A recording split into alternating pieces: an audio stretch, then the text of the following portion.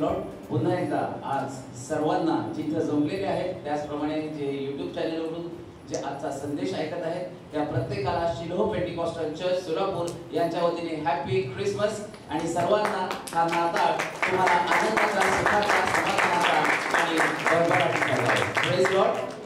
तुम्ही सर्वजण आशीर्वादित होत आहात. पुन्हा एकदा मी या ठिकाणामध्ये आठवण करून देऊ इच्छितो की रेव्हरंड मनोज तेलोरे मिनिस्ट्रीज या चॅनलला तुम्ही लाईक करा, सबस्क्राईब करा. त्या ठिकाणामध्ये जे बेलचं आयकन आहे ते बेलचं आयकन प्रेस करा.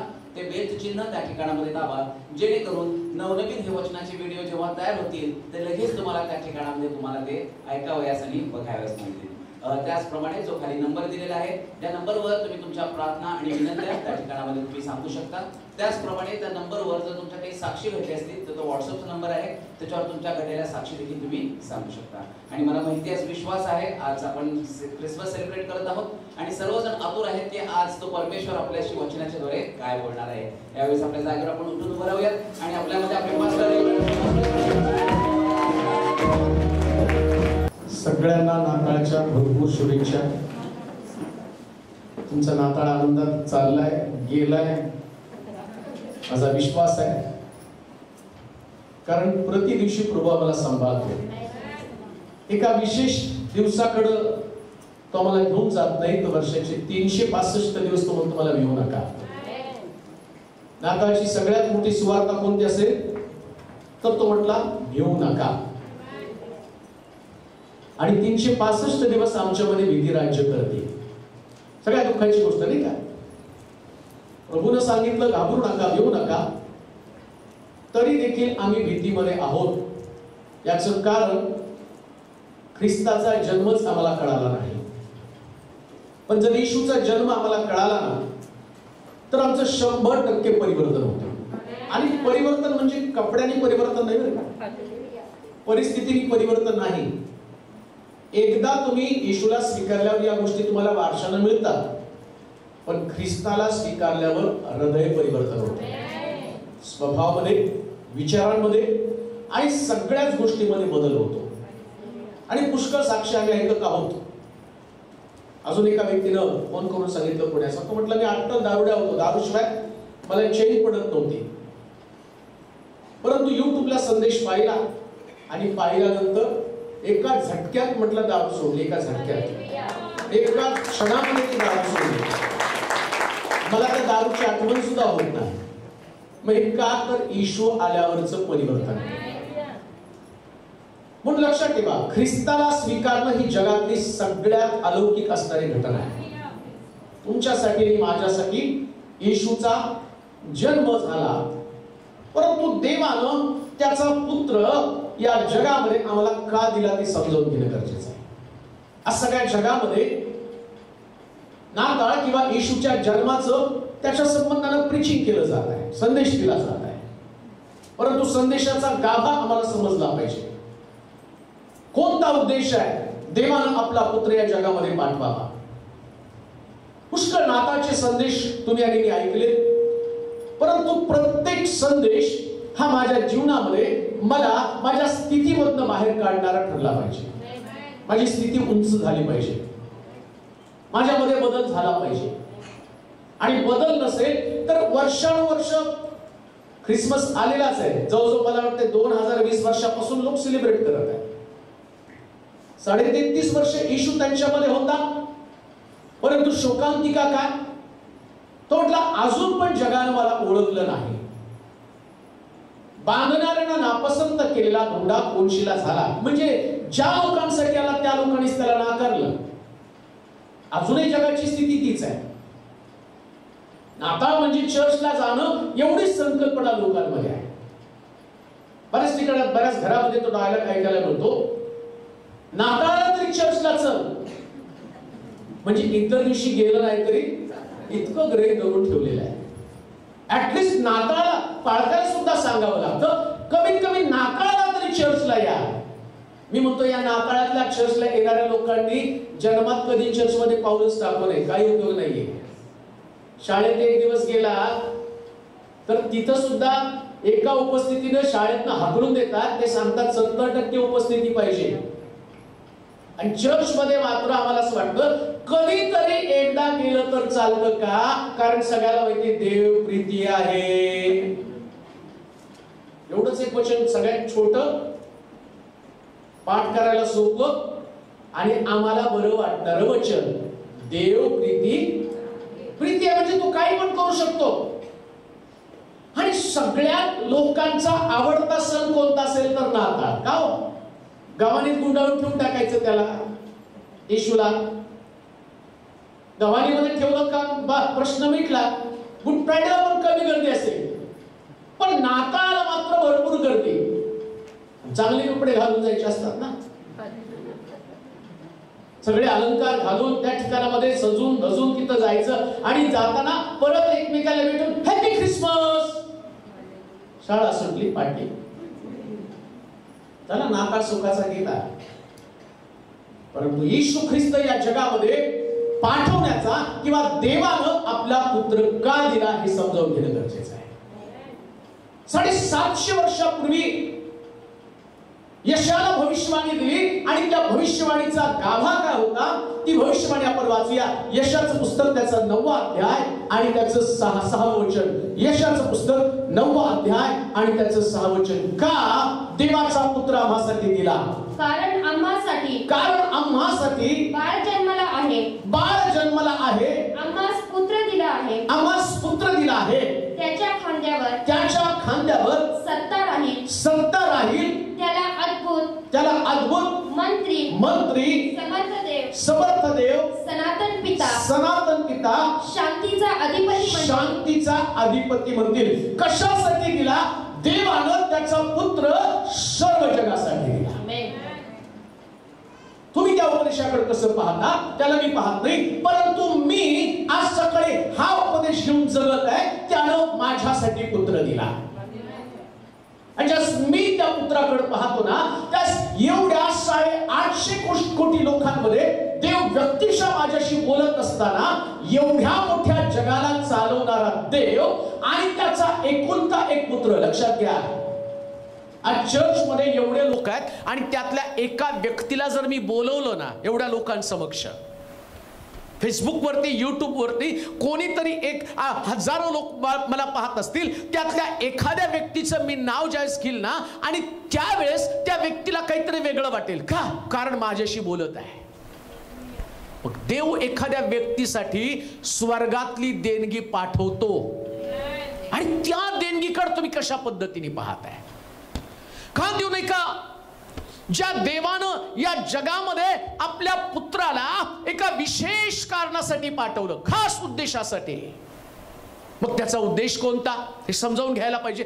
देव त्याच्या पुत्राला जगामध्ये पाठवतो. बायबल सांगतं त्यानं या ख्रिस्ताला या जगामध्ये पाठवण्याचा उद्देश. वाचा बरं वचन ते परत, 6 वचन. कारण आम्हासाठी बाळ जन्मला आहे. आमच्यासाठी तो बाळ या जगामध्ये आलेला आहे. ख्रिस्त 2020 वर्षापूर्वी तो आला. त्याला पाठवलं. देवाचं अंतःकरण घेऊन तो जगामध्ये आला. मग काय प्रभू येशू ख्रिस्त जगामध्ये आला तो तुम्हाला सण देण्यासाठी, उत्सव देण्यासाठी, कपडे देण्यासाठी, घराला रंग देण्यासाठी, फराळ करण्यासाठी, बिर्याणी खाण्यासाठी आला का? बरेच लोक म्हणतात आता तुमचं नाताळ मग काय बिर्याणी असेल. आणि आम्ही पण हो आमचं नाताळ आमच्याकडे स्पेशल बिर्याणी असते. हा हो, या त्यात भ्रमातनं बाहेर. ना तो बिर्याणीसाठी आला, ना घराला रंग देण्यासाठी आला, ना तुम्हाला सण साजरा करण्यासाठी. कोणाला म्हणू नका तो आमचा सण आहे. नाताळ सण नाही, तो उत्सव आहे. येशू ख्रिस्ताचं पहिलं आगमन ते दुसऱ्या आगमनापर्यंतचा तो उत्सव. का उत्सव आहे माहिती का? याच्यामध्ये जगाचं तारण आहे. हालेलुया. का उत्सव आहे तो? का सेलिब्रेशन आहे? तो सण नाही. सण एका दिवसापुरता, कालखंडापुरता मर्यादित असतो. पण उत्सव मात्र जोपर्यंत संपत नाही तोपर्यंत असतो. प्रियांनो, ख्रिस्ताचं दुसरं आगमन जोपर्यंत होत नाही तोपर्यंत त्याच्या पहिल्या आगमनामधला आनंद आम्हाला उपभोगायचे. पहिलं त्याचं आगमन ज्या उद्देशानं तो आला. अन्यथा लक्षात घ्या, तुम्ही अनेक वर्ष सण साजरा करत आहात. लक्षात घ्या, जे लोक अशा पद्धतीने ख्रिस्ताला न ओळखता सण साजरा करतात, ज्यांचा 25 तारखेचा नाताळ, काल पण एका बहिणीचा मला फोन आला, कुठं लिहिले बायबलमध्ये 25 तारखेला येशू जन्मलाय? नाही लिहिलं. म्हटलं मग कोणीतरी एकानं सांगितलं 25 तारखेला येशूचा जन्म झाला नाही आणि मग कोण सण साजरा करतं, तर ते सैतानाचा सण साजरा करतो. मी म्हटलं जन्म कुणाच्या, नाताळाचा दिवस 25 तारीख आणि तुम्ही कुणाच्या नावाने साजरी करता? ते म्हणले येशूचं. मग त्याच्यात सैतान आला कुठं? उगाच कोंबायचं कुठं पण, नाही का? ते गर्दीमध्ये कुणातरी लेकराला घुसवायचं ना तिकीट काढायला, तसं उगाच घुसवायचं. 25 तारखेला येशूचा जन्म कुठं झाला? मी म्हटलं नाही झाला. पुढं काय? नाही मग 25 तारखेला झाला नाही तर कशाला सेलिब्रेट करा? अहो झाला ही तर गोष्ट खरी आहे का नाही? तो जन्माला आला ही गोष्ट तर खरी आहे का नाही? मग तो जन्माला आला तो दिवस तुम्ही लोक म्हणतात त्या पद्धतीनं, शास्त्रात लिहिलं त्याप्रमाणे, कोणी एका दिवसाला श्रेष्ठ मानतो, कोणी मानत नाही. जो मानत नाही तो पण प्रभूसाठी आणि जो मानतो तो पण कुणासाठी? मग ज्याला 25 तारखेला करायचं त्याला 25 ला करू द्या. ज्याला आपलं तोंड सुकून बसायचं त्याला तोंड सुकून बसू द्या. उधळ्या पुत्राच्या भावासारखं. तो म्हणला नाही का, यांनी किती खाल्लं पिल्लं आणि उधळून आला आणि परत तो खात आहे. मग तू का नाही खाल्लंस? तिथं काय स्वर्गामध्ये नावनिशी लिहून आणि जीवनाचं पुस्तक उघडल्या न्यायाच्या दिवशी तो असं म्हणणार का, नाताळ करणारे एका बाजूला व्हा, नाताळ न करणारे दुसऱ्या बाजूला व्हा, आणि नाताळ न करणारे बोल इकडे शब्बास. आणि नाताळ यांना फटके मारा, बिर्याणी खाऊन खाऊन नाताळ केलं नाही हो. खाणं आणि पिणं यात देवराज्य नाही. एक गोष्ट 100% देवाचा पुत्र माझ्यासाठी आला. हालेलुया. मग वर्षभर केलं तरी देव ना, तुमच्याकडे पैसा असेल तर वर्षभर करा बरं का. वर्षभर नवीन कपडे घ्या, मलाही घाला. पाठवलं मला, हे मी आज नाही बरं का. दिलं त्या सिस्टरने, स्वातीने. ते म्हटले माझंच घालायचं, अजून दे घालतो म्हटलं. हालेलुया. हालेलुया. जे तुम्हाला करायचं ख्रिस्तामध्ये करत राहा, पण कर्ज करू नका. कर्ज करू नका. ऋण काढून सण बायबलमध्ये मान्य नाही. मुळात तो सण नाही, तो उत्सव आहे. आमेन. आणि याच्यामध्ये बाह्य स्वरूपी काही नाही बरं का, सगळं आतमध्येच आहे. म्हणून तुम्हाला महिनाभर मी सांगत आहे, जे आहे ते आतमध्ये होऊ द्या. हालेलुया. बाहेरचं काही नाही. इथं सगळं हे डेकोरेशन पण आहे. कशासाठी माहिती का? एक दिवस तर चर्च चांगलं दिसावं. वर्ष 365 दिवस दिसतं, पण एक वेगळं काहीतरी दिसावं म्हणून. याच्यात पण प्रभू काही बघत नाही. आज काय बघत आहे माहिती का? तुम्ही मला जे ऐकत आहे ना, ते प्रभू स्वर्गातनं पाहत आहे आणि तुमच्या मनात चाललेले विचार, ते विचार तो जाणत आहे. ते परिवर्तन आहे. त्या गोष्टी लक्षात घ्या. अन्यथा एक नाताळ सण म्हणून साजरा करताना यशाच्या पुस्तकामध्ये 1 अध्यायाच्या 12 पासून 14 पर्यंतच्या वचनामध्ये काय म्हटलं वाचूया. जर सण म्हणून तुम्ही त्याच्याकडे पाहतात, तुम्ही माझे दर्शन घेण्यास येताना माझी अंगणे तुडवता, हे तुम्हा सांगितले कोणी? निरर्थक अर्पण आणखी आणू नका. धूपाचा मला वीट आहे. चंद्रदर्शन शब्बात व मेळे भरवणं मला खपत नाही. सणाचा मेळा हा ही अधर्मच होय. आता सणाला जो मेळा भरला जातो, जी गर्दी केली जाते ना, आता त्या गर्दीला प्रभू काय म्हणत आहे माहिती का? तुम्ही अधर्म करत आहात. आज 25 तारखेला जी गर्दी आहे ना सगळीकडं. परवा एकाने मला म्हटलं, तुमचे उपदेश मला खूप आवडतात, मी सगळ्या पालकांना पाठवतो, कारण तुमचे उपदेश angry young man Amitabh Bachchan सारखे आहेत. त्यांना असं वाटलं मी रागारकानं कुणाला बोलतो का काय. जे बायबल मधलंय ते सांगतो. आमेन. जे बायबल मधलंय ते सांगतो. का? शास्त्रात जे लिहिलं ते जाणून घेणं गरजेचं आहे. आमेन. शास्त्रात काय लिहिलं? जर तुम्हाला सणाचा हेतूच कळाला नाही, जर देवाच्या पुत्राचं आगमनच कळालं नाही आणि मग तुम्ही सण साजरा करता, तर त्या सणामध्ये अधर्म आहे. आणि तुम्ही तर धर्म पाळायला निघालेला आहात. नाताळाचं एक वैशिष्ट्य काय माहिती का? वर्षभर कोणी देणगी देत नाही, पण त्या ह्याच्यात जर तुम्ही देणगी बघितली तर ख्रिसमसला सगळ्या चर्चचं दानपात्र फुगलेलं असतं. तिथं पुकारा करून ते लोक वर्षभर देत नाही, पण त्या दिवशी 8-10 हजार लोक जमतात. मग 101 रुपये माझं नाव पुकारा. एंडगिरी सिस्टर 101 रुपये ते जास्त देतात. उगाच सांगितलं बरं का ना. ते म्हणतील मी 1 लाख म्हणले तुम्ही 101 सांगता. त्याच्यासाठी सण नाही. आमेन. कशासाठी सण आहे माहिती का? उद्धारासाठी. हालेलुया. उद्धार. आमेन. तुमची अर्पण, तुमचं चंद्रदर्शन, तुमचा शब्दात आणि शास्त्रात लिहिलं तो अधर्म आहे. याच्यामध्ये धर्म तुम्हाला कुठंच दिसणार नाही. मग धर्म म्हणजे नेमकं काय आहे? कशाला धर्म आणि त्या ठिकाणात संबोधलं गेलं? धर्मामध्ये काय लिहून ठेवलं? धर्म म्हणजे पवित्र शास्त्र. या पवित्र शास्त्राला धर्मग्रंथ, धर्माचं पुस्तक, अध्ययनाचं पुस्तक, नियमशास्त्र म्हणजे जे नियम तुम्हाला आणि मला पाळायचे, ज्याच्याप्रमाणे तुम्हाला आणि मला आचरण करायचं, हा धर्मग्रंथ आहे. या धर्मग्रंथात सांगितलेल्या गोष्टी माझ्याकडे असल्या पाहिजे. धर्मग्रंथामध्ये सांगितलेल्या गोष्टी. परत एकदा ऐका. धर्मग्रंथात काय सांगितलं ना, तुमचे विचार बदलले जातात.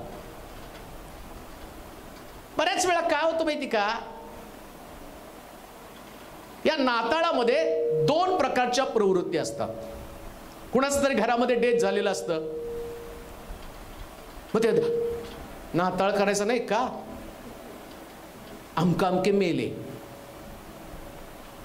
इतर दिवशी भरपूर जेवतील, पण नाताळ कपडे नाही घ्यायचे नवीन का? लोक नावं ठेवतील. लोक नावं ठेवतील त्यापेक्षा तो पाहिजे. धर्मग्रंथात हे आहे का?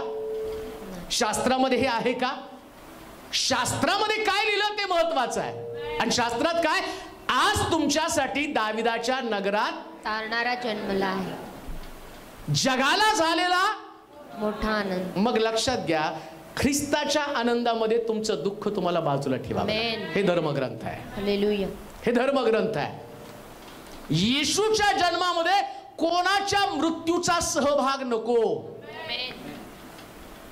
कारण तुमच्यासाठी दाविदाच्या नगरामध्ये तारणारा जन्मलेला आहे. म्हणून ज्या दिवसाचं दुःख त्या दिवसाला पुरे. आता त्याची आठवण नाही, आठवण कोणाची? उद्धारकाची. हालेलुया. आणि अजून एक गोष्ट लक्षात ठेवा. एक व्यक्ती मेली आणि तिच्यासाठी तुम्ही आज दुःख केलं तरी ती जिवंत होत नाही, पण तो काल, आज, युगानुयुग जिवंत आहे. तो अल्फा, तो ओमेगा, तो प्रारंभ, तो शेवट आणि तो इमॅन्युएल म्हणजे माझ्या बरोबर देव. धर्मग्रंथ जाणून घ्या. मग धर्मग्रंथ काय सांगतो? नाताळ म्हणजे नेमकं काय? कशाला देवानं त्याचा पुत्र पाठवला? सणासाठी. सणाच्या बाबतीत तर तो म्हणतो तुम्ही अधर्म करत आहात. उत्सव म्हणून तो म्हणतो उत्सवाचा पण मला वीट आहे. तू एकदा नाताला चर्चला गेलं पाहिजे, तो म्हणतो तुमचा शाब्बात याचा पण मला भार होत आहे. वाचा बरं ते वचन. तुम्ही माझे दर्शन घेण्यास येताना माझी अंगणे तुडविता. आता तो काय म्हणतो? या सणाच्या दिवशी तुम्ही माझ्या दर्शनाला येता. गायलं का नाही? आता मी गायलं. उंटाचा तांडा निघाला. तांडा करत करत तंट्याकडे जातो नाही का? तांडा संध्याकाळी तंटा. काही लोक तर चर्च मध्येच खुसपट काढतात. नाताळामध्ये जर तुम्ही बघितलं ना, त्यांनी हॅपी ख्रिसमस करायला आल्यावर ते घेतात आणि झटकून म्हणतात आज आठवलं का? आणि मग तो काय म्हणतो माहिती का? हे करताना तुम्ही माझी अंगणं तुडवत येतात. का असं त्यानं म्हटलं? ज्या कारणासाठी माझा पुत्र पाठवला ते कारणच तुम्ही विसरून गेलेला आहात. पुत्र धर्म स्थापन करण्यासाठी आला नाही, पुत्र जीवन परिवर्तन करण्यासाठी आला. ख्रिस्ती व्यक्ती म्हणून चर्चला जाऊ नका, एक परिवर्तित व्यक्ती म्हणून चर्चला जा. कारण लिहिलंय तिथं. काय झालं माहिती का?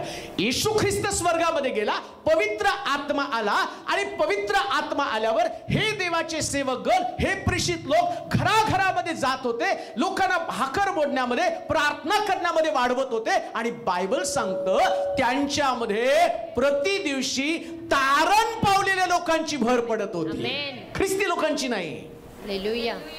मंडळीमध्ये ख्रिस्ती लोक नको आहेत, तारण पावलेल्या लोकांची गरज आहे. तो खरा नाता. तारण होणं, तारण म्हणजे सुटका. मग कशासाठी देवानं पुत्र पाठवला? सण साजरा करण्यासाठी नाही. पण एक गोष्ट ध्यानात ठेवा, ज्यावेळेस तुम्ही हा सण साजरा करताना त्याला पण देवाचा आक्षेप नाही. कारण काय म्हटलंय एका ठिकाणामध्ये देवाच्या वचनामध्ये, तुम्ही सण आणि शब्बात याविषयी आपला निर्णय कोणाला देऊ नका, सांगू नका कोणाला. ज्याला नाही पाळायचं ना त्याला म्हण बाबा आज खाऊ नको, उद्या बिर्याणी खायला ये, बासी, नाही का. आणि ज्याला खायची त्याला म्हण तुला पटतं ना खा. पण दोघांना पण स्वर्गामध्ये प्रवेश आहे. स्वर्गातला प्रवेश नाताळ करणं आणि न करण्यावरती नाही, तो परिवर्तनावरती आहे, जीवन बदलण्यावरती आहे. मग लक्षात घ्या, या पृथ्वी तलावर राहताना फक्त देवाचं आणि माझं नातेसंबंध जोपासलं पाहिजे. हालेलुया. कशासाठी? 750 वर्षापूर्वी येशू ख्रिस्ताच्या जन्माच्या अगोदर थोडं एक साधी गोष्ट मी तुम्हाला सांगतो. तो मुलगा असतो ना छोटा, आता केविन सारखा त्याच्या वडिलाला काय परवा दिवशी डोंगरेबद्दल म्हटलं, केविन म्हणतो की मला बुलेट घ्यायची. हा केविन त्यांना म्हटलं पप्पा मला बुलेट घ्या ना. ते काय म्हटले, बाबा 12वी चांगली मार्काने काढ, चांगले पर्सेंटेज घे. शारोनची बघितली बुलेट, तर म्हटलं की मला पण तशी बुलेट पाहिजे. मग त्यांनी सांगितलं तुला बुलेट 12वी. आता त्याच्या डोक्यात काय सांगा बरं, 12वीला किती पर्सेंट मिळतील आणि बुलेट माझ्याकडे. दुसरं सकाळी उठल्यापासून तो फक्त आता रोज उठल्याबरोबर तिथं बुलेटचे चित्र बघत असेल का, कारण ती बुलेट त्याच्याकडे येणार आहे. 750 वर्ष देवानं अगोदरच सांगून ठेवलं, जे बक्षीस येणार आहे ना ते अद्भुत आहे. म्हणून देवानं आगाऊ सांगून पाठवलं, मी तुमच्यासाठी बाळ पाठवणार आहे. पण त्या बाळाला पाठवत असताना त्याचा हेतू तुमच्या लक्षात यायला पाहिजे. अजून 2020 वर्ष झाले पण लोकांच्या डोक्यामध्ये हेतूच आला नाही. त्यांना नाताळच समजलं नाही, त्यांना ख्रिस्ताचं आगमनच समजलं नाही. मग एवढा मोठा तत्वज्ञानी, एवढं मोठं जग चालवणारा, ज्याच्या शब्दामध्ये ताकद आहे, कधी विचार केला का तुम्ही? एकदा देवानं विश्व निर्माण करून ठेवलं, कसं सायकल त्यानं बनवून ठेवलेलं आहे. तुमच्या शरीरातल्या नसा त्याने कशा बनवून ठेवलेल्या आहेत, तुमचे डोळे कसे बनवलेले आहेत, आणि सगळं एका ठिकाणात कंट्रोल त्यानं ठेवलं. मेंदू इथं जर सगळं काही गडबड झाली ना, मग सगळे अवयव निकामी बनतात का? कंट्रोल एकाच ठिकाणात ठेवले. पण त्याला कनेक्टेड इतके एवढ्या सगळ्या गोष्टी, किती नसा आहेत, आतमधले पोट आणि पोटामध्ये असणारी आतडी आणि आतडीच्या बाजूला असणारे किडनी आणि हृदय, हे सगळं कसला तत्वज्ञानी देव आहे. मेडिकलला ऍडमिशन घ्यायचं म्हटल्यावर 95%, 97%, आणि मग आम्ही म्हणतो तो ब्रिलियंट आहे ज्यानं मेडिकलला ऍडमिशन घेतलं. पण जो स्वतःच एक मेडिकलची मोठी युनिव्हर्सिटी तो देव आहे, एवढा विद्वान देव, आणि तो देव त्याच्या पुत्राला जगामध्ये पाठवतो, म्हणजे कसला टॅलेंटेड देव असेल. काय त्याचा हेतू ते समजून घ्या. त्याचा हेतू समजून घेण्यासाठी आम्हाला देवाच्या वचनाकडे जावं लागेल. देवाच्या वचनाकडे जा. अशाच पद्धतीने नाताळ करू नका. मग काय उद्देश आहे? वाचूया योहानाचं शुभवर्तमान 8वा अध्याय 34 पासून 36 पर्यंतची वचन वाचूया पटकन. योहानाचं शुभवर्तमान 8वा अध्याय 34 ते 36. येशूने त्यांना उत्तर दिले, मी तुम्हाला खचित खचित सांगतो, मी तुम्हाला खचित खचित सांगतो, जो कोणी पाप करीतो, जो कोणी पाप करतो, तो पापाचा दास आहे. तो पापाचा दास आहे. दास घरात सदा सर्वदा राहत नाही, सदा सर्वदा राहत नाही. पुत्र सदा सर्वदा राहतो, पुत्र सदा सर्वदा राहतो. म्हणून जर पुत्र तुम्हाला बंधमुक्त करील, पुत्र तुम्हाला बंधमुक्त करील, तर तुम्ही खरेखुरे बंधमुक्त व्हाल. तर तुम्ही खरेखुरे बंधमुक्त व्हाल. कशासाठी? पुत्राला बंधमुक्त करण्यासाठी. काय उद्देश आहे? पुत्रानं यावं आणि जगामध्ये जे पापामध्ये जोखडलेले लोक आहेत, बंधनामध्ये अडकलेले लोक आहेत, त्या लोकांना त्यानं बंधमुक्त करावं. मग बंधमुक्त झाला का? आज प्रश्न तोच आहे. तुम्हाला पुत्र समजला, मग बंधमुक्त तुम्ही झाला का? आम्हासाठी बाळ दिला, आणि देवानं, विद्वान देवानं, ज्ञानी देवानं विचारपूर्वक जगामध्ये देवाला पाठवलं, पुत्राला जगामध्ये पाठवलं. हेतू काय? बंधमुक्त व्हावं. आणि ज्याला पुत्र बंधमुक्त करतो तोच बंधमुक्त होतो. आमेन. कशातनं बंधमुक्त व्हायचंय हो? अजून पण लोक बंधनामध्ये आहेत. आज पण दुःखाची गोष्ट आहे, आज संध्याकाळी लोक दारू पिऊन नाचणार आहेत. किती पण घसात तोडा तुम्ही, आज संध्याकाळी तुम्ही बघितलं तर व्यभिचार करायला लोक जाणारच आहे. आज संध्याकाळी तुम्ही त्या तरुण तरुणींना बघितलं पुण्यामध्ये, मला आठवतं चांगलं, दुर्गा टेकडी एक ठिकाण आहे, त्या ठिकाणामध्ये 26-27 तारखेला, माहित नाही आता एक्झॅक्टली कारण आम्ही जायचो त्यावेळेस, पण आमचे पालक आम्हाला घेऊन जायचे, त्यास ते सांगायचे की ट्रॅक्स डिस्ट्रीब्युशन करा. मग आम्ही जायचो आणि आमच्यामध्ये एक ते अंकल असायचे, ते एका झाडावरती चढून, त्या बिचारांना चढायला पण येत नव्हतं, पण ते झाडावरती चढायचे आणि तिथून जोर जोरात ओरडून सुवार्ता सांगायचे. मग बरेच बिलिव्हर्स तिथे यायचे. मग आम्ही काही बिलिव्हर्सला भेटल्यावर त्यातला एक बिलिव्हर्स म्हटलं, ब्रदर आज प्रेज लॉर्ड म्हणू नका, कारण मी तारणाचा जगा काढून ठेवलेला आहे. म्हणजे अजून पण तुमच्यात बंधन आहे का? तर त्याला तिथं मुलं आणि मुली एकत्र येऊन त्याच्या डोक्यात व्यभिचाराच्या पातकाला जन्म द्यायचा आहे. म्हणजे अजूनही पुत्रानं बंधमुक्त केलेलं नाही, अजूनही त्याच्यामध्ये बंधन आहे. कशासाठी प्रभू आला? बंधमुक्त करण्यासाठी. मग बंधमुक्त कुठल्या बंधनातनं बाहेर पडायचंय? कशातनं बाहेर? पुष्कळ लोक अजून पण बंधनात आहे. कोणतं? रागाचं बंधन त्यांच्यामध्ये आहे, अजून पण राग आहे, राग नाही गेला. मग ख्रिस्त आला, आला आनंद झाला, तिकडून तो बघतोय, माहिती मला तुला किती आनंद झाला, अजूनही तो रागाच्या बंधनामध्ये आहे, अजूनही गेलेला नाही. ज्याला पुत्र स्वतंत्र करेल, काय लिहिलं? म्हणून जर पुत्र तुम्हाला बंधमुक्त करील, पुत्र जर तुम्हाला बंधमुक्त करेल, तर तुम्ही खरेखुरे बंधमुक्त व्हाल. जर पुत्रानं बंधमुक्त केलं, आज सकाळी मला त्या लोकांना उत्तेजित करायला आवडेल ज्यांना पुत्रानं रागातनं बाहेर काढलं आणि ज्यांचा राग निघून गेलेला आहे, आणि त्या लोकांना देवाला धन्यवाद देतो, कारण या लोकांना पुत्रानं स्वतंत्र केलेलं आहे. ज्यांना ख्रिस्त समजला, ज्यांना नाताळ समजला, ज्यांना येशूनं या जगामध्ये पुत्राला का पाठवलं समजलं, आणि ते म्हणतात पुत्रा ये मला स्वतंत्र कर. जक्कईला ज्या पद्धतीने येशू म्हणतो, जक्कई त्वरा कर, खाली ये, मला तुझ्या घरी यायचंय, मला तुला बंधमुक्त करायचंय. कसलं बंधन त्याच्यामध्ये होतं? बायबल सांगतं, जक्कई आणि जकातदार असल्या कारणानं त्याला पैशाचा लोभ होता आणि त्या लोभामध्ये अडकून पडला होता, आणि येशूने त्याच्याकडे पाहिलं. तो म्हटला, याला मला बंधमुक्त करायचंय, याला मला सुटका द्यायची, कारण आजपर्यंत ठाण्यावरती बसून लोकांना लुबाडणूक करण्याची प्रवृत्ती होती, परंतु आता पुत्र आलेला आहे, आता देवाचा पुत्र आलेला आहे, आता पहिल्यासारखी अवस्था राहणार नाही. आणि शास्त्र सांगतं, जक्कयाच्या घरी तो गेला आणि जक्कयाला त्यानं सोडवायला सुरुवात केली. तो फक्त तिथं बसला आणि भोजन करू लागला. इकडं आज जक्कई हा जो पुत्र, जो पापी व्यक्ती, बायबल सांगतं, शास्त्री आणि पुरुषी म्हटले, हा पापी लोकांच्या सहवासामध्ये बसतो, हा जकातदारांबरोबर बसतो, परंतु पवित्र शास्त्र सांगतं, ज्याला पुत्र मोकळा करतो ते स्वतंत्र होतात. आणि इकडं हे लोक शास्त्री आणि पुरुषी हे स्वतंत्र व्हायला तयार नव्हते. देवाचे प्रिय लोक हो, शास्त्री आणि पुरुषांसारखा असू नका, स्वतंत्र व्हा, बंधमुक्त व्हा. या नाताळामध्ये प्रभू तुमच्याकडनं काय अपेक्षा करत आहे? आमची बंधनं गळून पडावी, आमची बंधनं गळून पडावी. जर आमच्यामध्ये असे कुठले पापाचे स्वभाव असतील, आज सकाळी देवाचं वचन आमच्याकडे येत असताना मी असं म्हणेन, पुत्र तुम्हाला स्वतंत्र करत आहे, पुत्र तुम्हाला स्वतंत्र करत आहे. तुमच्या घराला, तुमच्या परिवाराला आणि तुम्हाला स्वतःला परमेश्वर सुटका देत आहे. जक्कई त्वरा कर, खाली ये.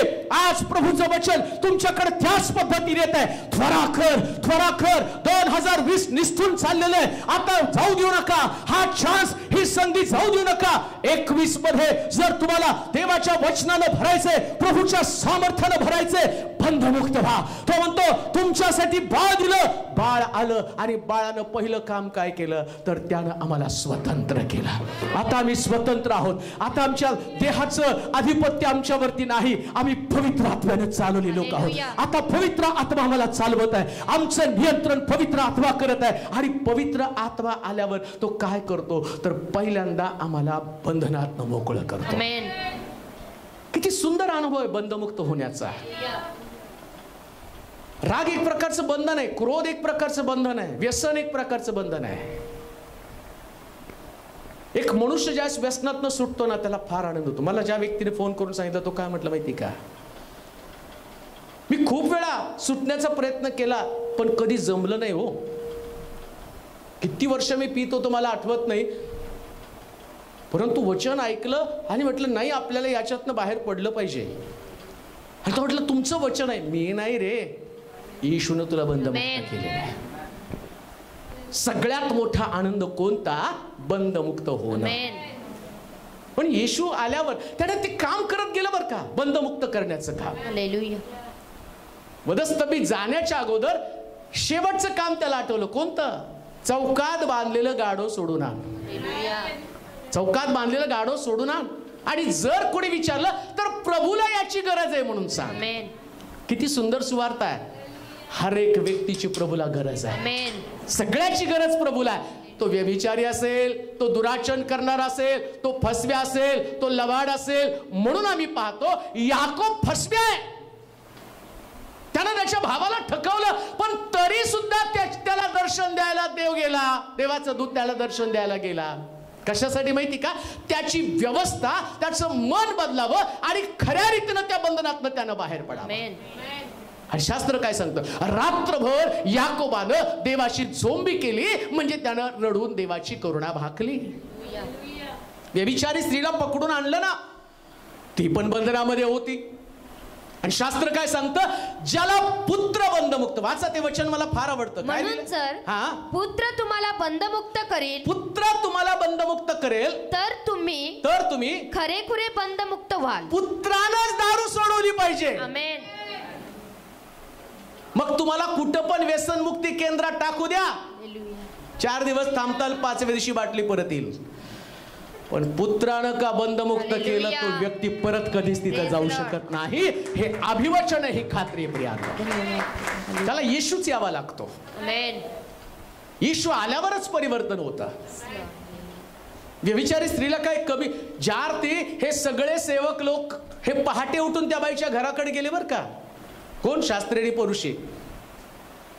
काम ना धंदा सारखं नाही का. सकाळी सुटले, पहाटे प्रार्थना करत बसायचं सोडले आणि त्या बाईच्या घरात वाचच करत ठेवले. कधी येतात? सगळ्यात मोठं पाप तर ते आहे. आणि जसा त्या बाईच्या घरामध्ये एक पुरुष गेला, तिला धरलं, ओढलं, ओढत येशूकडे आणलं. येशू, नीट ऐका, ज्याला पुत्र स्वतंत्र करेल तो खराखुरा बंधमुक्त होईल. या लोकांनी बंधन घेऊन तिच्याकडे आलं, एकानं पण सुटका दिली नाही. प्रभू येशू ख्रिस्ताकडे तिला आणलं, त्याला विचारलं काय कारण? ते म्हणलेलं व्यभिचार करताना सापडले. शास्त्रात लिहिलं व्यभिचार करताना कोणी सापडलं तर त्याला दगडानं टेचून मारावं. येशूनं म्हटलं ज्यानं पहिलं पाप अजूनपर्यंत पाप केलं नाही त्यानं दगड मारावा. लोकांनी हातातले दगड तसेच ठेवले, त्यांनी जमिनीवर दिलेलं दगड टाकून निघून गेले. येशू काय म्हटलं? बाई, तुला कोणीच शासन केलं नाही, शिक्षा केली नाही का? ते म्हटले नाही. जा, मीही तुला क्षमा करतो, इथून पुढे पाप करू नकोस. ज्याला पुत्र स्वतंत्र करेल तो खराखुरा स्वतंत्र होईल. त्यानं तिला सोडलं. प्रिया, आज आम्हाला पण सुटणं गरजेचं आहे. आम्हाला पण सुटायचं आहे. नाताळ म्हणजे सगळ्या स्वभावातनं सुटणं. पुत्रानं तुम्हाला स्वतंत्र केलं का? तुमच्या मनावरचं दडपण गेलं का? जसं त्या स्त्रीच्या मनावरचं दडपण गेलं, कालपर्यंत तिच्यामध्ये तिला असं वाटलं की मी पाप करताना सापडली, पण मला येशूनं क्षमा केली. याच्यासारखा जगातला दुसरा आनंद कोणता नाही. तुमच्या कपड्याचा आनंद निघून जाईल, तुमच्या घराचा आनंद निघून जाईल, पण तारणाचा आनंद कधीच निघून जात नाही. तो रोज वाढतो, तो रोज वाढतो. आणि सगळ्यात मोठा तारणाचा आनंद कधी असणार माहिती का? सगळे संतगण, ख्रिस्ताचं दुसरं आगमन, ढगावरती बसून तो येईल आणि सर्व संतगणांसमक्ष त्या तारणाचा आनंद मला होईल का? कारण माझ्या पाठीवरती तो शब्बासकीची थाप मारून म्हणेल, शब्बास माझ्या भल्या विश्वासू दासा, आणि तू राखून ठेवलेलं जीवनाचं वतन स्वीकार. तुझ्यासाठी मुकुट आहे, तुझ्यासाठी खडा आहे, जीवनाच्या पुस्तकात तुझं नाव आहे. हा तारणाचा आनंद तुमची प्रगती प्रगती प्रगती प्रगती प्रगती आणि तुमची उन्नतीच करतो. म्हणून ख्रिस्त जन्माचा आनंद कोणता? माझा उद्धार आणि माझं तारण मी प्रतिदिवशी टिकवून ठेवत आहे आणि मी देवामध्ये वाढत आहे. तो खरा तारणाचा आनंद. अन्यथा अनेक वर्ष सण साजरा केला, तो म्हणतो तुमच्या सणाचा मला भार झालेला आहे. काही लोक हा नाताळ सण साजरा करण्याच्या अगोदर त्यानं जग सोडलं असेल, त्यांचा भार कमी झाला. पण ज्यांचं परिवर्तन नाही, ज्यांच्यामध्ये बदल नाही, तो म्हणतो या लोकांचा मला भार सोसवत नाही, सोसवत नाही भार. हे सेलिब्रेशनसाठी लोक येतात ना, परिवर्तन न करता. हृदयामध्ये सगळं वाईट पण तसंच आहे, जीवनामध्ये वाईट पण तसंच आहे. तो काय म्हणतो माहिती का, तुम्ही मंदिरात येताना माझं अंगण तुडवत येत आहात. किती गंभीर आहे ना. लोक आज नाताळामध्ये मग्न आहेत, पण त्यांना सणाचा अर्थच कळला नाही. आमच्यासाठी बाळ जन्माला आला, आम्ही तुमच्यासाठी पुत्र दिला. कशासाठी पुत्र दिला? तो काही तुम्हाला एन्जॉय करण्यासाठी नाही. पुत्रानं येऊन तुम्हाला बंधमुक्त करावं, बंधनातनं बाहेर यावं. हालेलुया. राग, द्वेष, मत्सर, लोभ, वासना या सगळ्यातनं बाहेर पडलं पाहिजे. एक परिवर्तित जीवन, एक हृदय परिवर्तन झालेलं जीवन. लक्षात घ्या, आम्ही किती वेळा ते वचन ऐकलं आणि म्हटलं गाईच्या गोठ्यात त्याला जन्म मिळाला, आणि म्हणतो नाही ख्रिस्ता माझ्या अंतःकरणात तुला जन्म घ्यायचा आहे, इथं घे. तो म्हणतो साफ तर कर. काढून टाकणं राग, काढून टाकणं द्वेष, काढून टाकणं मत्सर, काढून टाकणं लोभ, काढून टाकणं व्यभिचार, काढून टाकणं व्यसन. कसं मी तुझ्या हृदयात जन्म घेऊ, कसं मी तुझ्या परिवारामध्ये जन्म घेऊ? ज्याला पुत्र स्वतंत्र करेल तो खराखुरा स्वतंत्र होईल. म्हणून आम्हाला या सगळ्या बंधनातनं बाहेर पडलं पाहिजे. कोणत्या? भांडणाचं बंधन आहे, व्यसनाचं बंधन आहे, चैनबाजीचं जीव आहे बंधन आहे, अहंकाराचं बंधन आहे, अहंकार पण एक बंधन आहे. कुठंतरी नम्रता धारण करावी लागणार आहे. का? शास्त्र सांगतं ज्याला पुत्र स्वतंत्र करेल आणि तो स्वतः स्वतंत्र होईल. आमेन.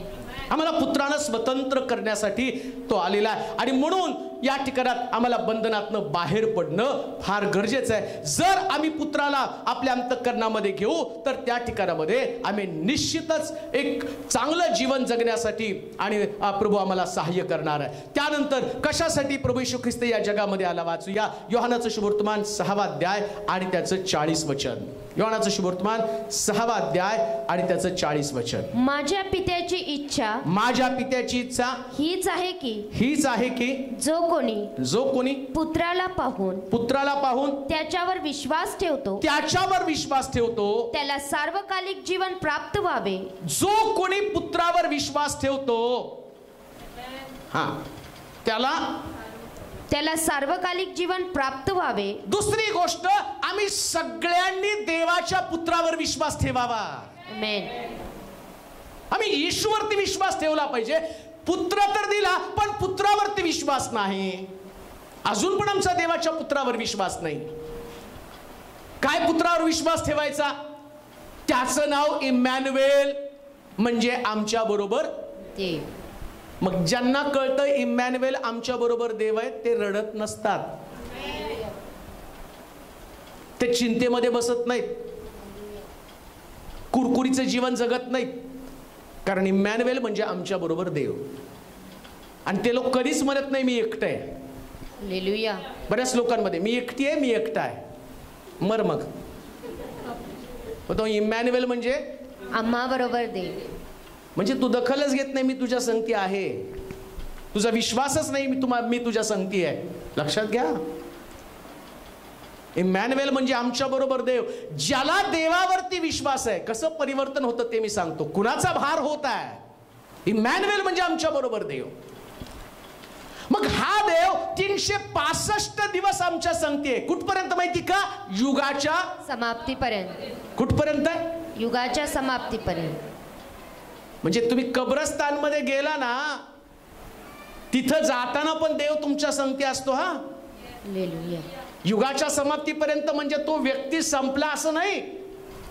तो व्यक्ती विसावा पावत असताना जो व्यक्ती, नीट ऐका, इमॅन्युएल म्हणजे आमच्या बरोबर देव. आता एक व्यक्ती मृत पावला.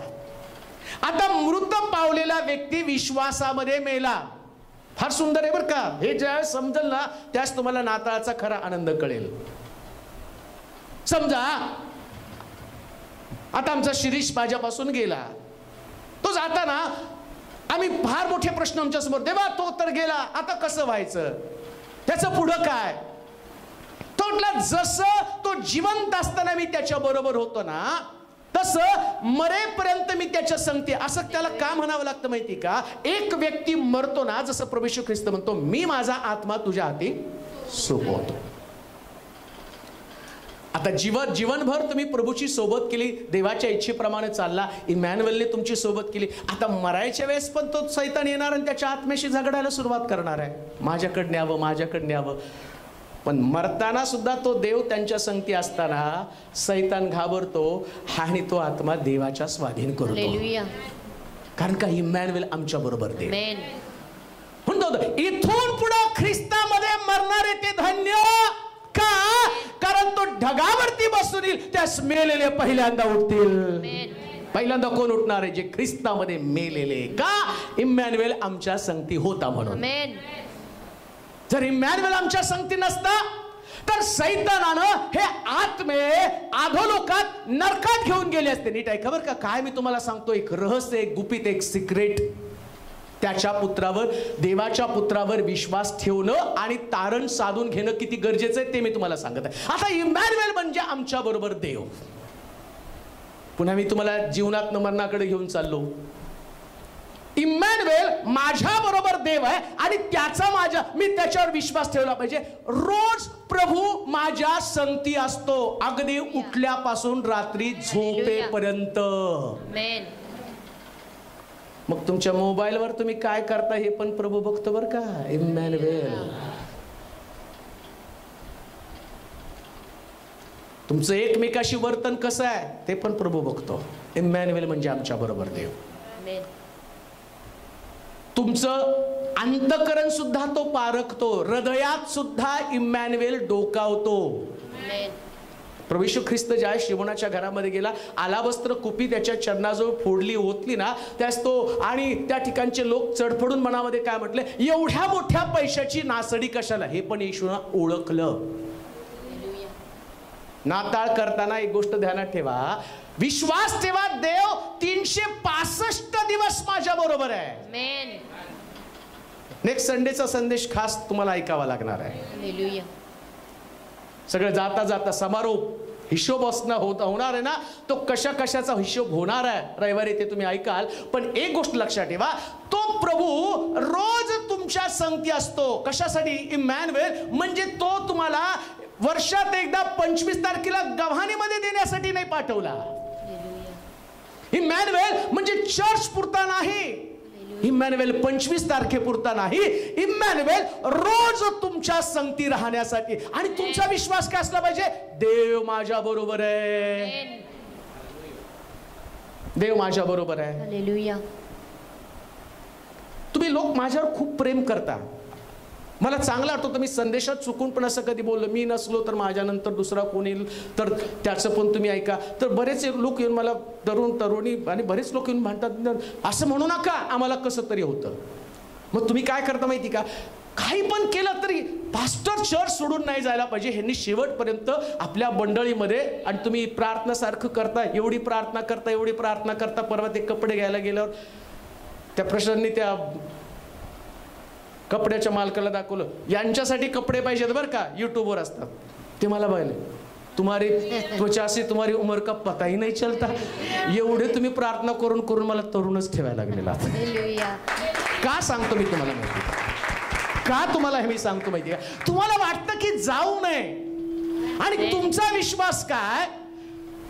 जे पण वचन मला मिळतं रोज आम्हाला नवीन देणारे, आम्हाला वाढवणारे, म्हणून तुम्ही प्रयत्न करता, तुम्ही माझ्यावर विश्वास ठेवता आणि तुम्ही म्हणता नाही हेच व्यक्ती योग्य आहे. आणि आता कुणी प्रार्थना केली, सोलापूरसाठी देवा योग्य व्यक्ती दिली, प्रभू मंडळीसाठी योग्य व्यक्ती दिली, हा तुमचा विश्वास आहे. आणि त्या विश्वासानं तुम्ही एन प्रकारे माझ्यावर तुमचं प्रेम दाखवता आणि तुम्ही मी टिकावं याच्यासाठी मेहनत घेता. मग इमॅन्युएल आमच्या बरोबर राहण्यासाठी आम्ही किती मेहनत घेत आहोत. इमॅन्युएल आमच्यामध्ये राहायला पाहिजे. त्याला काय आवडतं, कोणत्या गोष्टी देतो, दुःखी होतो, माझं बोलणं, माझी विचार करणे. मी तर तुम्हाला सांगितलं विचारामध्ये बनतोय. आता तुम्ही काय म्हणता, इमॅन्युएल माझ्या विचारांमध्ये प्रभू आहे. डोकावतो बरं का मी विचार करायला लागल्याबरोबर. इथं तुम्हाला काय वाटतं, तुमच्या मनात चाललेलं देव ओळखत नाही? परमेश्वर ते प्रत्येक गोष्ट पाहत आहे.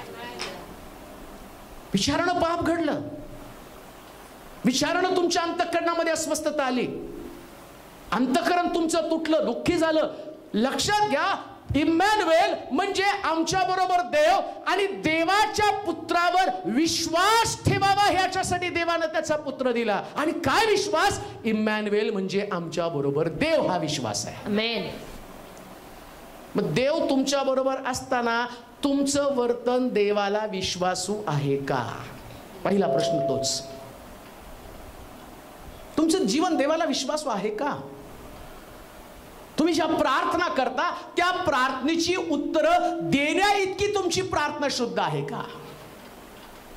ज्या पद्धतीनं ख्रिस्तानं प्रार्थना केली, ज्या पद्धतीचं वर्तन येशूचं आहे, त्या वर्तनासारखं तुम्ही आहात का?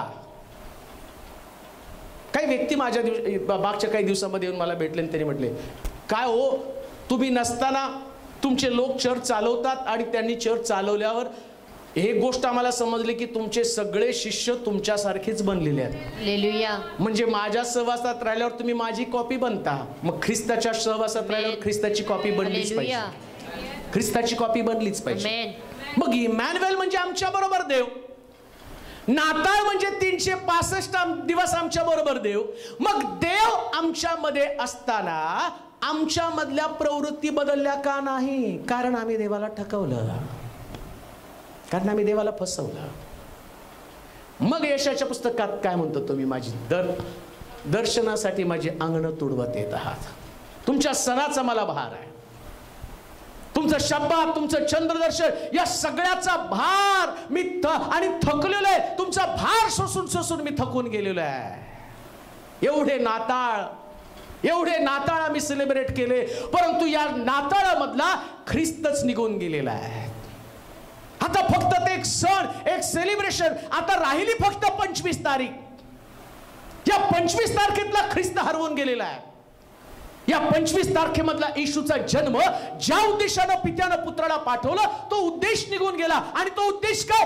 वाचा परत वचन, ते योहानचं सुवर्तमान 6 अध्याय 40 वचन. माझ्या पित्याची इच्छा हीच आहे, माझ्या पित्याची इच्छा हीच आहे की जो कोणी पुत्राला पाहून त्याच्यावर विश्वास ठेवतो. आता येशूला पाहावं. काय पित्याची इच्छा आहे? येशूला पाहावं. कुणाला पाहावं? कुणाला पाहावं? येशूला. आणि वचनात काय सांगितलं? ज्याने त्याचकडे पाहिलं ते प्रकाश पावले. आम्ही तारा बघतो. आम्ही काय बघतो? आणि तो त्यांनी काय बघायला सांगितलं? येशूला. आम्ही काय बघतो? कॅरल. कॅरल मध्ये पण आहे. काही लोक म्हणतात 24लाच आमच्या घरी यायचं, आणि ते बी 12च्या पुढं. मग ज्यांच्या घरी 12च्या पुढं आले ते किती छाती आमच्याकडे 12ला आले बरं का रात्री, बरोबर जन्म झाला बाबा तुमच्या घरामध्ये. पाहायचं कुठं?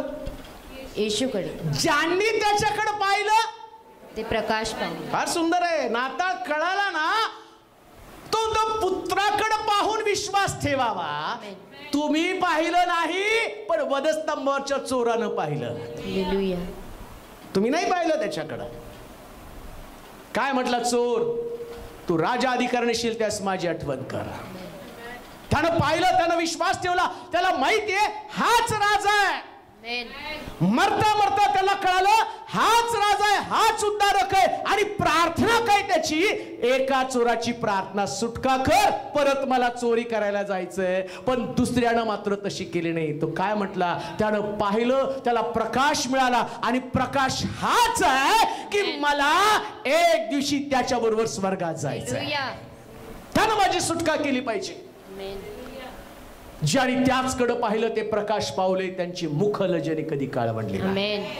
कोणाकडे पाहू नका. हालेलुया. कोणाकडे पाहू नका. माझ्याकडे तर चुकून पण पाहू नका. काहीच उपयोग नाहीये. हालेलुया. हे आहे, हे चांगलं आहे. आमेन. तुम्ही माझं ऐकाल ना तर तुम्हाला बिलकुल पटणार नाही. तुम्ही माझ्यावर प्रेम का करता? कारण मी हे सांगतो. हालेलुया. का तुम्हाला हे सगळं? मला परवा म्हटले, नाही हो तुम्ही खूप चांगलं सांगता. मी म्हटलं बायबलच्या बाहेरचं काय सांगतो का? हे सगळं शास्त्रातलं रहस्य आहे, गुपित आहे. हालेलुया. परवा एका बॉम्बे मधल्या एका बाईने फोन केला. फार विद्वान बाई होती. ती म्हटली माझ्याकडे शब्द नाही, काय बोलावं, एक एक रहस्य उलगडत आहे आणि काय सुंदर उलगडा. त्यांना ते हे सुद्धा गुरुडाचे पंख तुमचे किती सुंदर तुम्ही सांगितले, असं वाटलं संपूच नाही, ऐकत बसावं. तुम्ही किती छान बोल. म्हटलं सिस्टर सॉरी, मी नाही चांगलं बोलते, वचनच भारी. हालेलुया.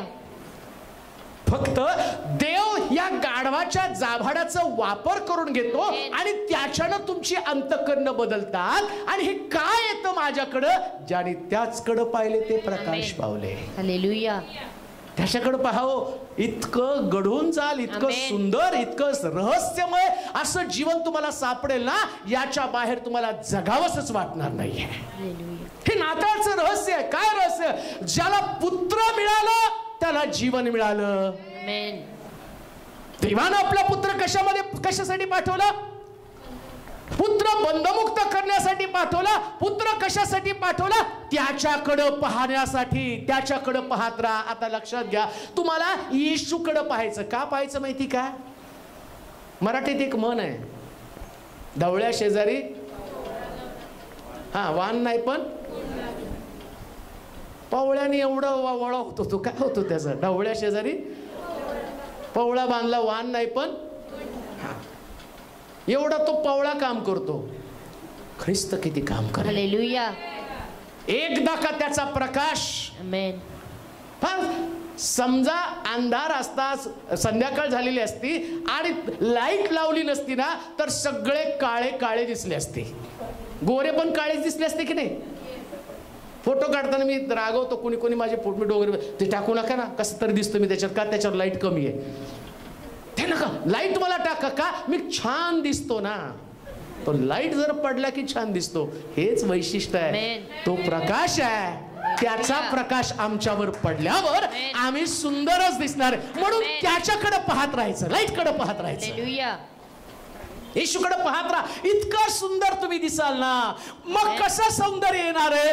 मासे धरणारा पेत्र येशूकडे पाहतो. आता सौंदर्य खुललं. आता 3000 लोकांचं तारण झालेलं आहे. का? तर त्यांनी त्याच्याकडे पाहिलं. लक्षात घ्या, अब्राम जो म्हातारा झालेला व्यक्ती, परंतु तो मोठ्या आशेनं प्रभूकडे पाहतो आणि पाहताना म्हणतो, प्रभूजी आता मी म्हातारा झालो, मरणार आहे, माझी संपत्ती आता दुसऱ्याला द्यावी लागणार आहे. तर त्याच्याकडे पाहू नको, तुझ्या शरीराकडे पाहू नको, प्रकाश देणाऱ्या देवाकडे पहा. आणि बायबल सांगतं की त्यावेळेस आता त्याचं सगळं काही संपलेलं होतं. सारा तर मागून हसली. म्हाताऱ्या झालेला लेकरू होणार कसं? अगं बाई, त्याच्याकडे पहा. एकदा त्याच्याकडे पाहिलं, प्रकाश येईल. प्रकाशाने शरीराचं रूपांतर होईल. असाध्य गोष्टी साध्य करण्यासाठी देवाचा पुत्र आला. म्हणून लक्षात घ्या, खरा नाताळ म्हणजे देवाच्या पुत्राकडे पाहत राहणं. आणि देवाच्या पुत्राकडे जो पाहतो तो प्रकाशामध्ये चालतो. तो कधी अंधारात राहत नाही, तो कधी निराशेमध्ये राहत नाही, तो कधी पिढेमध्ये राहत नाही, तो कधी दुःखी राहत नाही, तो कधी म्लान राहत नाही, तो कधी खिन्न राहत नाही. त्याच्या चेहऱ्यावरती कधी दुःख नसतं. तो सदा पौल म्हणतो त्याप्रमाणे सर्वदा आनंद करा. पुन्हा सांगतो आनंद करा. म्हणून आम्ही पाहतो बंदी शाळेमध्ये साखळदंडानं बांधलेले असताना पण हे स्तुती करू लागले. का? कारण त्यांना ठाऊक होत आहे आमचा प्रकाश आमच्या बरोबर आहे, आमचा देव आमच्या बरोबर आहे, आमच्याकडे राज आहे. आणि शास्त्र सांगतं सगळे कैदी बघायला लागले, यांना तर फटके मारले, यांच्या अंगावरती वळ आहेत आणि आम्ही निराश होऊन बसलेलो आहे. परंतु घडणार काय आहे? नीट ऐका, जो पुत्र दिला त्याच्याकडे पहा. पुत्राकडे पाहिल्यावर काय होणार आहे? यानं त्या जेल मधल्या कैद्यांकडे पाहिलं नाही, त्यांची शिक्षा त्यांनी ऐकली नाही. त्यांना ठाऊक आहे पुत्र स्वतंत्र करण्यासाठी आलेला आहे. आणि स्वतंत्र करण्यासाठी आता मला येशूकडे पाहायचं. आणि ते देवाची स्तुती करू लागले. शास्त्र सांगतं पुत्र स्वर्गामध्ये स्वस्थ बसू शकला नाही. एक प्रकाश तिथं आला आणि यांची साखळदंड गळून पडले. जो पुत्राकडे पाहतो साखळदंड गळून पडतात, साखळदंड गळून पडतात. पुत्र स्वतंत्र करतो, पुत्र सुटका देतो. आणि शास्त्र सांगतं त्यांना सुटका मिळाली. हालेलुया. 365 दिवस फक्त येशूकडे पहा. आमेन. का पाहायचं माहिती का? ज्यांच्याकडे तुम्ही पाहाल ते तुमचे अश्रू पुसणार नाही, पण बुदलीमध्ये साठवतो. हालेलुया. बुदलीमध्ये साठवतो म्हणजे काय माहिती का? अश्रूची किंमत. तू एक एक थेंब माझ्यासाठी गाळला ना, याचं प्रतिफळ मी तुला देणार. आमेन. एक एक अश्रू साठवेल. त्याच्याकडे पहा. निराश आहे त्याच्याकडे पहा, आजारी त्याच्याकडे पहा, एकटेपणाचा अनुभव त्याच्याकडे पहा. जेव्हा जेव्हा वाटतं ना तुम्ही निराश आहे, खिन्न आहे, कष्ट आहे, येशूकडे पाहायचं. हालेलुया. आणि येशूकडे पाहिल्यावर तो फक्त तुमच्याकडे बघून हसतो. आमेन. नावेमध्ये शिष्य येशू झोपलेला पाहतात. येशू म्हटला पलीकडे जाऊ. वादळ येतं, येशूला उठवतात. त्यांच्याकडे बघतो, दटावतो, त्यांना म्हणतो अरे कुठवर मी तुमच्यावर असून कुठवर मी तुमचं सोसू. हेच अनेक लोकांना विश्वास बोलत आहे. 2020 ला सरता शेवटी संपता नाताळाला येऊन पोचलो आणि पुन्हा त्याच संदेशाची घोषणा करावी लागते. कोणती? मी कुठवर तुमच्या बरोबर असो आणि कुठवर तुमचं सोसो. का विश्वास ठेवत नाही मी तुमच्या बरोबर आहे? देवानं त्याचा पुत्र कायमस्वरूपी आमच्यामध्ये राहण्यासाठी दिलेला. आमेन. म्हणून या चर्च मध्ये प्रतिमा नाही, छातीवरती प्रतिमा नाही, घरात पण प्रतिमा नाही. का? प्रतिमेतला देव प्रतिमेतच राहतो, पण इमॅन्युएल म्हणजे आमच्या बरोबर येतो. हालेलुया. आमच्या बरोबर 365 दिवस आहे. तो पुत्राकडे पाहावं. मग किती लोक पुत्राकडे पाहत आहेत? रक्तस्रावी स्त्रीने येशूकडे पाहिलं आणि तिच्यामध्ये विश्वास निर्माण झाला. नीट ऐका, ती रक्ताचा झरा घेऊन त्या ठिकाणामध्ये आली आणि शास्त्र सांगते गर्दीमधनं वाट काढत काढत येशूच्या जवळ गेली. पाहिल्याबरोबर जवळ जाण्याची भावना निर्माण होती. हालेलुया. काही लोकांनी पाहिलं पण तिथंच थांबलेत. बरेच लोक असतात नाही का, तिथं आजारी भरपूर लोक होते, पण ते काही लोक वाट द्या वाट द्या वाट द्या वाट द्या, आणि काही लोक नुसते काय चमत्कार हो, परवा 5000 जेवले, तू गणितच करत बस. किती जेवले, किती खाल्ले, त्याने किती भात खाल्ला ते बी सांगते ना. ते गणित करत असतात ते आणि खुणवतात सुद्धा. 5वी वेळ, 5वी. एका पळीत आमचं उरकलं, यांची 5वी वेळ. त्या गर्दीत तसले लोक होते, पण इकडं मात्र रक्तस्रावी स्त्री.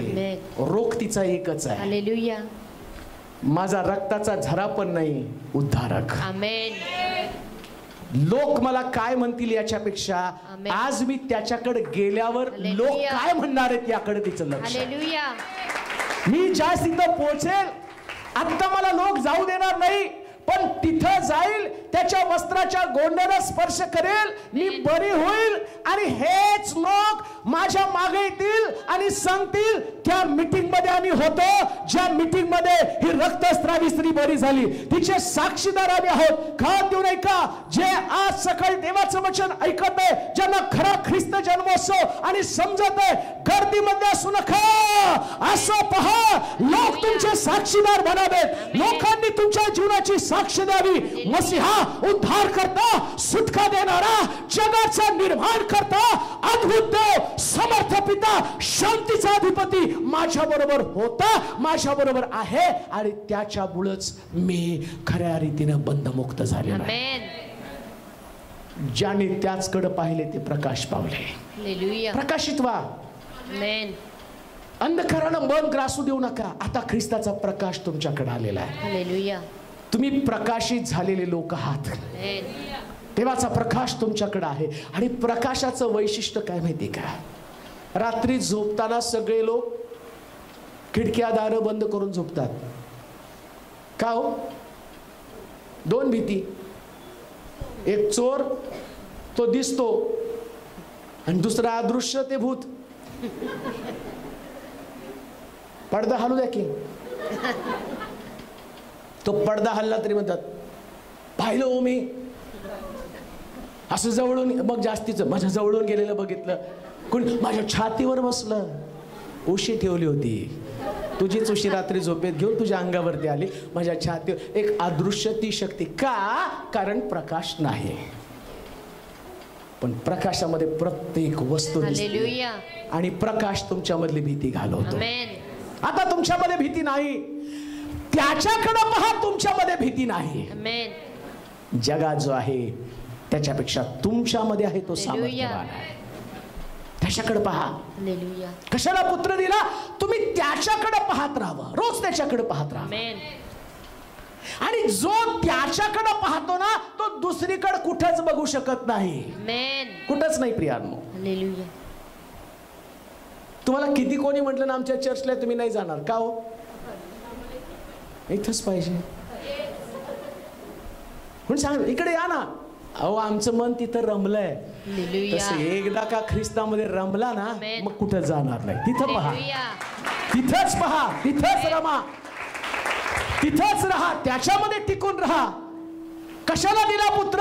तुम्ही त्याच्यात रमून जावं, त्याच्यामध्ये त्याचं भय. अहो म्हणून नारायण वामन टिळक एवढं रमून गेले, एवढं रमून गेले. बायको म्हटली लय इशू इशू करताना, तोच तुम्हाला भाकरी दिली संध्याकाळी. जेवण बंधन मिळो वा ना मिळो अम्मा, अन्न पाणी. बाई तू भाकर नाही दिली चालेल, प्रभूचं चिंतन हेच माझं अन्न आहे. हे ख्रिस्तामध्ये रमणं आहे. त्या व्यक्तीला ख्रिस्त समजला हो, त्याला ना आता म्हणून त्याने म्हटलं येता येता का बेतल हेमा येता का. ती व्यक्ती गीत रचू शकतं आणि नाताळाचे गाणे ते रचू शकतात. ख्रिस्त जयंती रोज यापुढे ऐसे गणिता. त्यांनी सांगितलं कुणी? एका ब्राह्मण व्यक्तीला. तो रोज म्हणा ख्रिस्त जन्मोत्सव रोज आहे, एक दिवस नाही, रोज. हालेलुया. त्याला पाहिलं, तो प्रकाशित झाला. आम्ही मात्र 25 तारखेची वाट बघतो आणि चर्चमध्ये गर्दी करतो. चला नाताळ आहे, नाताळ आहे. सकाळी उठून त्या बाबड्याला उठणं लावा नाही का, नाताळला उठणं. झोपणंच मानले तर उठणं कुठं लावतायत? रात्रभर ते फटाके अमक तमक, आणि ती लेकरं झोपायला लागले. उठ, कळत नाही का 12ला येशूचा जन्म आहे? कोणी सांगितलं? फटाकडे वाजव. बघ ते लोक कसे फटाकडे वाजवते. अहो ते वाजवण्यापेक्षा त्याच्या कानाखाली वाजवा, चांगला मार्ग धर म्हणून. चांगला मार्ग धर. बिडी जाऊ दे, तंबाखू जाऊ दे, सिगरेट जाऊ दे, व्यसन जाऊ दे, व्यभिचार जाऊ दे, वाम मार्ग जाऊ दे. हे खरं प्रभूसाठी त्याच्याकडे पाहिल्यावर हे सगळं जातं, परिवर्तन होतं. म्हणून शास्त्र सांगतं. एन करूया तिथं, वाचूया ते वचन. माझ्या पित्याची इच्छा हीच आहे की जो कोणी पुत्राला पाहून त्याच्यावर विश्वास ठेवतो त्याला सार्वकालिक जीवन प्राप्त व्हावे. 2 गोष्टी आहेत. एक तर पुत्राकडे पाहावं आणि दुसरी गोष्ट त्याच्यावर विश्वास ठेवून सार्वकालिक जीवन मिळवावं. लक्षात ठेवा, पाहणं वेगळं. दर रविवारी जाऊन तुम्ही पाहता, प्रॉब्लेम तो नाहीये. दर रविवारी चर्चला जाणाऱ्यांची संख्या कमी नाहीये, शब्दात पाळणाऱ्यांची संख्या कमी नाहीये, पण पुत्रावर विश्वास ठेवून सार्वकालिक जीवन मिळवणारे मात्र वेगळे लोक आहेत. हालेलुया. आणि त्यांच्यामध्ये मी तुम्हाला सांगितलं ना, पुत्रावर विश्वास ठेवतात ते पाप करत नाही बरं का. हालेलुया. ज्यांचा पुत्रावर विश्वास आहे ना, त्यांचा विश्वास स्वतःच्या सवयीवरती नाही, त्यांचा विश्वास स्वतःवरती नाही, त्यांचा विश्वास नोकरीवरती नाही, त्यांचा विश्वास पैशावरती नाही, त्यांचा विश्वास स्वतःवरती नाही, त्यांचा विश्वास फक्त देवाच्या पुत्रावरती. आणि काय विश्वास आहे? तो न्याय करण्यासाठी येणार आहे. येशू 2000 वर्षापूर्वी येऊन गेला, त्यास तो बाळ होता. गाईच्या गोठ्यामध्ये त्यानं जन्म घेतला. पण आता 2020 वर्षानंतर परिस्थिती बदललेली. आता मात्र येशू तसा नाहीये. आता कसा आहे? आता जो देव प्रीती आहे सांगतो ना, आता तो येताना दुसऱ्यांदा कसा असणार आहे? शास्त्र सांगतो त्या पुत्राच्या तोंडाकडे पाहण्यासाठी कोणी सुद्धा धजवत नव्हतं, कारण त्याच्या तोंडावरती क्रोध दिसत होता आणि त्याच्या क्रोधानं पृथ्वी भरून गेली होती. पर्वताने आपली जागा सोडलेली होती. पर्वत समुद्रामध्ये आणि जाऊन पडत होते, आणि ज्यांना समुद्रामध्ये ज्या लोकांनी उड्या मारल्या त्यांना समुद्रानं बाहेर फेकलं, कारण त्या कोकऱ्याच्या क्रोधापुढे कोणाचा टिकाव धरत नव्हता. एवढा तो क्रोधावलेला होता, एवढा तो रागावलेला होता. नाही, नीट लक्ष देऊ नाही का, कान देऊ नाही का. आता 2020 नंतर जगाची परिस्थिती बदललेली आहे. आता जगामध्ये थैमान घालण्यासाठी, प्रत्येक व्यक्तीला शासन करण्यासाठी, दंड देण्यासाठी, प्रत्येकाचा हिशोब करण्यासाठी, प्रत्येकाचा न्याय करण्यासाठी देवाचा पुत्र परत येणार आहे. नाताळाच्याच उपदेशामध्ये अडकू नका. ख्रिस्ताचं दुसरं आगमन आणि ते भयंकर प्रकारचं दंड देणारं, भयंकर प्रकारचं पीडादायी, भयंकर प्रकारचं वेदनादायी, कुटुंब उद्ध्वस्त होतील आणि तुमचं जीवन उद्ध्वस्त होईल. न्याय करणारं, असा न्याय आतापर्यंत जगात घडला नाही. असा न्याय अजूनपर्यंत कोणाचा झाला नाही. आता करोना हा एक सुद्धा आणि सुरुवातीची ट्रेलर आहे. याच्यापेक्षा भयानक असणार आहे. आता कदाचित आणि 1-2 कोटी मरतील, परंतु लक्षात ठेवा, येणाऱ्या दिवसामध्ये जवळजवळ 200 पेक्षा जास्त कोटी लोक मरणार आहे. कारण दुसऱ्या न्यायासाठी आम्हाला तयार राहायचंय. हा दुसरा न्याय अति भयानक न्याय, अतिशय भयानक, अतिशय वेदनादायी, अतिशय वेदनादायी अशा प्रकारचा न्याय आहे. पुत्राला तुम्ही पाहत असताना कुठल्या विश्वासानं पाहत आहात? आम्हासाठी पुत्र दिला. मग पुत्र देऊन देव गप्प बसतो का? पुढच्या रविवारी तुम्ही ऐकाल, देव सगळ्या गोष्टीचा हिशोब घेणार आहे. पुत्राचं पृथ्वी तलावरती पाठवणं याचा पण हिशोब देव त्यावेळेस घेणार आहे. तुम्ही सणापुरता पुत्र स्वीकारला. 25 तारखेला माझ्या पुत्राच्या नावानं तुम्ही चांगलं जेवण करून खाल्लं, तुम्ही फराळ करून लोकांना वाटलं. माझ्या पुत्राला तुम्ही एवढं मर्यादित का केलं, संकुचित का केलं? पुत्र शोभेची वस्तू नाही. पुत्र हा वाढदिवसापुरतं किंवा येशूच्या जन्मदिवसापुरतं मर्यादित नाही. निश्चित त्याच्या जन्माचा आनंद आहे, परंतु देवाचा हेतू काय? आम्ही त्याच्याकडे पाहत राहावं सतत, रोजच्या दिवसाला. ही गोष्ट आहे हो. एखाद्या व्यक्तीकडे आपण दुर्लक्ष केलं तर ती व्यक्ती आपल्यामध्ये राहत पण नाही. जाणून बुजून जर समजा एखाद्या व्यक्तीला मी निग्लेक्ट करायला लागलो ना, या चर्चमध्ये त्याने बोललं तर मी लक्ष देत नाही, ते आले नाही तरी मी त्याला विचारत नाही, ते आजारी पडले तरी मी त्यांची ख्याली खुशाली विचारत नाही, त्या अडचणीमध्ये असताना मी त्यांना भेटायला जात नाही, तुम्ही चर्च सोडणार का? तुम्ही म्हणता निग्लेक्ट करतात. मग तुम्ही एवढे मानी आहेत, तो तर राजांचा राजा आहे. तुम्ही जर असंच त्याला निग्लेक्ट करत राहिला तर तो कसा तुमच्यामध्ये राहील, कसं तुमच्यामध्ये वास करेल, कसं त्याला तुमच्यामध्ये राज्य करूशी वाटेल? म्हणून तो म्हटला, मी पुत्र यासाठी दिला की तुम्ही त्याला रोज पाहत राहा. आणि पुत्राला रोज पाहिल्यानं काय होईल माहिती का? तुम्ही कधीच पाप करणार नाही, कधीच नाही प्रियानो. तुम्हाला आपोआप कळेल, माझ्या जीवनामध्ये माझा देवाचा पुत्र राहणं गरजेचं आहे. लोक सोडतील, सोडले लोक, तो माझ्या नावामुळं तुम्हाला बाप, आई, भाऊ, बहीण, पत्नी सर्वस्व सोडावं लागेल. पण जेव्हा तुम्ही मला स्वीकाराल, माझ्यामुळं तुम्हाला अनेक भाऊ बहीण सगळं काही परत मिळेल का? पुत्रामध्ये सगळं मिळतं. त्याच्याकडे पहा, आणि जास्त तुम्ही त्याच्याकडे पाहाल, त्या प्रभूची इच्छा, त्याचा हेतू सफल होईल. का पुत्र दिला? तर आम्ही त्याच्याकडे सतत पाहावं. आपण प्रार्थना करू, आपल्या जागेवरती आपण उभं राहूया. सर्व समर्थ देवा, आम्ही तुझी स्तुती करतो, तुझ्या पवित्र गौरवी नावाला धन्यवाद देतो. ज्या पुत्राला एक मोठं बक्षीस म्हणून तू आमच्यासाठी दिला. नाताळचा संदेश आज पुन्हा एकदा आमच्या डोळ्यावरच्या झापडा उघडण्यासाठी आम्हाला त्यानं मदत केलेली. सणापुरता मर्यादित नाही, 365 दिवस त्यानं सोबत करावी, आमच्या बरोबर राहावं, यासाठी तुझा पुत्र दिला. माफ कर आम्हाला, क्षमा कर आमची प्रभूची. आम्ही कधीच तो हेतू लक्षात घेतला नाही, आम्ही कधीच त्याचं आगमन लक्षात घेतलं नाही. पण आज ऐकणाऱ्या प्रत्येकाचे कान भणाणून जाऊ दे. यूट्यूबच्या माध्यमातनं, फेसबुकच्या माध्यमातनं, वेगवेगळ्या माध्यमातनं तुझं वचन ऐकत आहे, त्यांच्या परिवर्तनाला सुरुवात होते.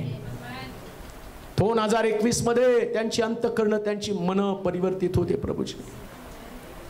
एक बाळ म्हणून नाही, न्यायाधीश म्हणून तो परत येणार आहे.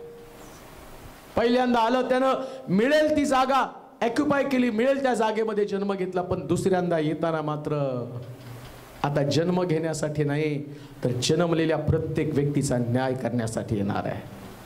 कशा पद्धतीनं त्या ख्रिस्ताचा स्वीकार केला. आणि म्हणून आज अनेकांची अंतःकरण उघड, अनेकांच्या हृदयाचं परिवर्तन कर आणि खऱ्या ख्रिस्ताची ओळख त्यांना होऊ दे. ख्रिस्त जन्मोत्सव त्यांना समजू दे प्रभूचे. कोणही व्यक्ती आहे तसा राहू देऊ नकोस. येणाऱ्या दिवसामध्ये मंडळांमध्ये मोठं संजीवन असू दे, बदल असू दे, परिवर्तन असू दे, त्यांच्या स्थितीमध्ये पालट असू दे. आता लोक पहिल्यासारखे राहणार नाहीत, कारण तुझं वचन हजारो लाखो आत्म्यांपर्यंत पोहोचत आहे. आणि माझा विश्वास आहे देवाचं वचन बदलून टाकणारं वचन आहे. त्याच्यानं लोकांची हृदय बदलली जाऊ दे. धन्यवाद देतो, तुझी स्तुती करतो प्रभूजी. तुझ्या चांगुलपणाबद्दल, तुझ्या दयेबद्दल तुझे आभार मानतो, तुझी स्तुती करतो. हा नाताळाचा आनंद प्रत्येक घरामध्ये पोचला जाऊ दे आणि न्यायाधीश ख्रिस्त प्रत्येक घरामध्ये पोचला जाऊ दे. सगळ्यांच्या विचारांमध्ये बदल कर. आजारी, संकटामध्ये, त्रासात, अडचणीत असणाऱ्या लोकांची विशेष आठवण करत आहे. त्यांची सगळी बंधनं तोड, कारण देवाचा पुत्र बंधनं तोडण्यासाठी आलेला आहे आणि त्यांची बंधनं तुटली जाऊ दे. धन्यवाद देत तुझी स्तुती करत येशूच्या नावात ही प्रार्थना विनवणी केली म्हणून तो ऐक. आमेन. आता दे बापाची प्रीती, प्रभू येशू ख्रिस्ताची कृपा, पवित्र आत्म्याची सहभागिता तुम्हा सर्वांबरोबर आता आणि सदा सर्व काळ असो. आमेन.